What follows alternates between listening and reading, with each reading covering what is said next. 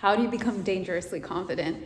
Okay, number one is going to be detach. It is never about you. So if you're going through life and you're like, what did this person mean when they said this about me? Or what did that statement mean?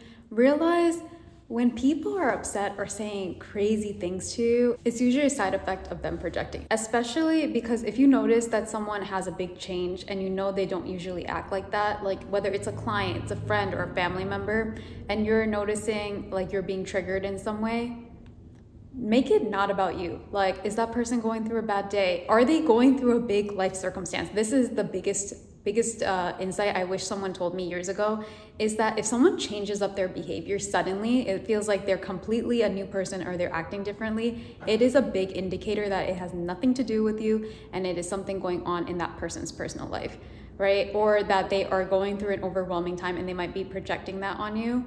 Number two is going to be comparison. I love to compare because it helps me practice context. But if you're comparing without context, you're going to drive yourself insane.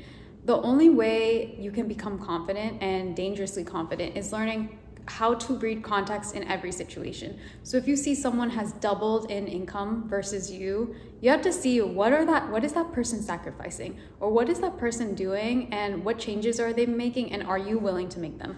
For example, I know many people that have very successful businesses, but they have no personal life. They are literally working 24/7, 365. They are working weekends, they are working Fridays. And that is not something I want to do because I've done it and I almost lost my mind. And that person has an expiration date. You might not see them in this industry or your industry in the next 4 to 5 years because it's unsustainable. And if you think about any major celebrity or any person that you look up to, think about why they stayed in business or stayed in their industry as long as they have. It's because they've taken breaks.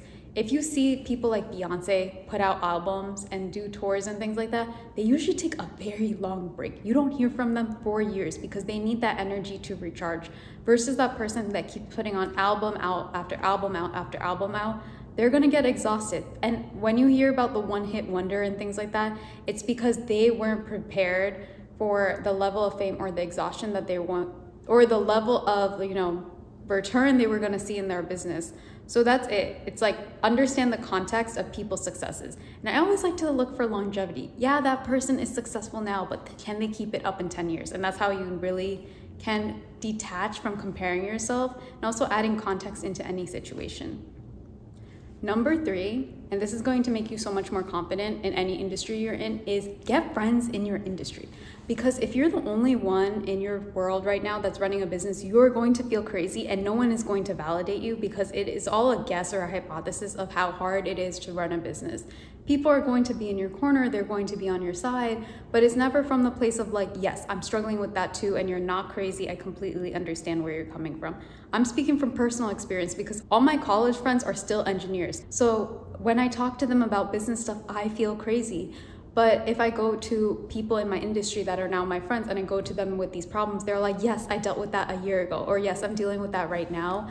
And that level of community, or people struggling to deal with the same thing or have the same goal that you want, makes you feel more confident about going after your goals. It's that positive feedback loop, or almost that validation you need to keep going, versus if you're talking to a group of people that have nothing in common with the goals that you want, it's going to make you feel unsure of yourself. You're going to start second guessing yourself. And also you will notice you're asking them for advice when they have nothing to do with your industry or know about your business.